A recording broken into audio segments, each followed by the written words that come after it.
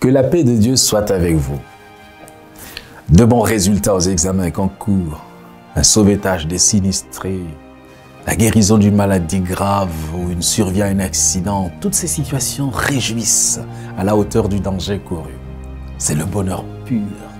La vie limpide savourant l'air des sommets de montagne. On est vraiment en haut. Dans une maison, il y a des réjouissances et dans une autre, des pleurs, malheureusement. On salue d'un côté l'arrivée au monde d'un bébé avec des larmes de joie et de l'autre côté, on salue le souvenir intense d'un être qui retourne à la poussière. Ici, c'est une mère affectueuse qui s'est endormie. Là-bas, c'est le père tendre qui lâche dans un combat contre la maladie. La flèche de la douleur transperce les cœurs. L'épée de la douleur se ferait un passage pour se loger dans le centre de l'homme. On n'a pas fini de compter. Pour les uns, les pleurs. Pour les autres, les réjouissances. On se demande pourquoi. Et certaines personnes se sont posées cette question à plus de 7 reprises. À la 8e fois, elles ont souri et versé des larmes de joie. Ceux qui rient aujourd'hui ont pleuré hier. Ceux qui pleurent aujourd'hui vont rire demain. Ces contrastes sont là. Dans un laboratoire, quelque part sur ce globe, des hommes et des femmes travaillent pour vaincre tel virus ou telle maladie afin de repousser les limites de la vie. Sous le même ciel, dans un autre laboratoire, des hommes et des femmes travaillent pour trouver le moyen le plus efficace de tuer, d'éliminer la vie.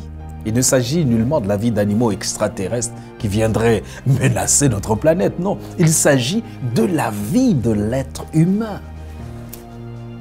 Alors que dans une salle d'opération, le chirurgien se bat pour arracher une vie à la mort.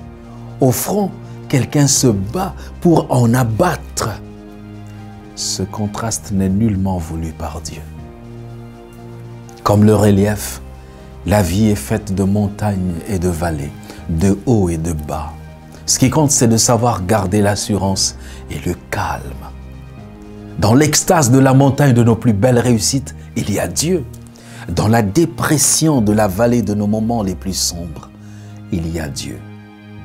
Avez-vous jamais traversé la vallée où vous vous sentiez seul, dépassé, entouré des ennemis sans nombre?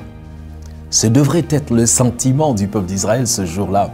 L'histoire nous est relatée dans le premier livre des rois au chapitre 20. L'année précédente, le roi Ben-Hadad de Syrie a fait coalition avec 32 rois et leurs armées respectives. Objectif, conquérir le royaume d'Israël et sa capitale Samarie. Malgré les menaces, Dieu a donné au roi d'Israël, Akab, une large victoire. Et maintenant, le roi Ben-Hadad revient en force. Et un de ses serviteurs l'a convaincu que le Dieu d'Israël est le Dieu des montagnes. C'est pourquoi, la dernière fois que la bataille s'est tenue sur les hauteurs, Israël l'avait remportée. Si seulement les Syriens pouvaient amener les Israélites à combattre dans la vallée, alors la victoire serait assurée. Et dans 1 Roi, chapitre 20, verset 28, l'homme de Dieu s'approcha et dit au roi d'Israël, « Ainsi parle l'Éternel. Parce que les Syriens ont dit, l'Éternel étant Dieu des montagnes et non un Dieu des vallées, je livrerai toute cette grande multitude entre tes mains. Et vous saurez que je suis l'Éternel. » Israël avait encore vaincu. Dieu est donc Dieu des montagnes et des vallées. Quand nous sommes au sommet de notre expérience, de notre art, de notre activité, nous voyons clairement notre futur. Dieu est vraiment là, n'est-ce pas? Le succès est au rendez-vous, la gloire nous côtoie, le temps est beau, la brise nous fait savourer les délices des merveilleux soirs, aux éclats de rire. Le bonheur est parfait. Les oiseaux chantent, le ciel est sur la terre. On le voit, ce Dieu, à la montagne de la transfiguration, d'où Jésus et ses 3 disciples redescendirent rayonnants. Dieu est aussi sur la montagne, quand cette montagne où vous êtes n'est pas le lieu que Dieu veut pour vous. Car l'ennemi a une façon de vous transporter à un point élevé dans la vie afin de vous tenter. J'ai vu ceux qui allaient si bien financièrement. Ils se disaient qu'ils n'avaient pas besoin de Dieu. J'ai vu qui profitaient de la bonne santé, de la vie, mais n'ont jamais eu le temps ou l'envie d'être à l'église.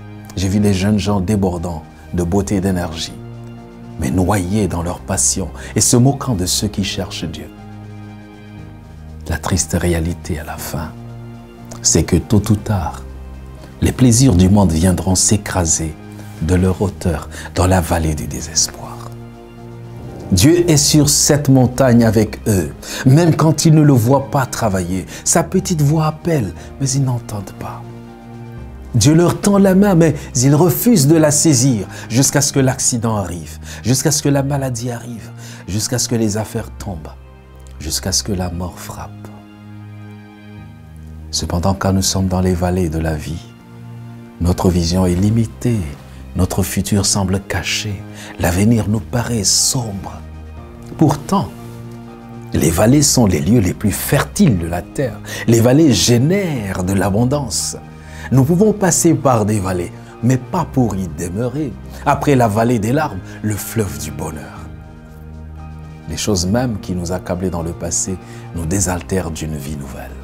Que nous soyons au sommet du succès et de la puissance ou dans la vallée de la faiblesse ou du désespoir, Dieu est continuellement Dieu. La vallée est aussi un lieu de victoire. On se souvient, n'est-ce pas, de la victoire du petit David contre le géant Goliath.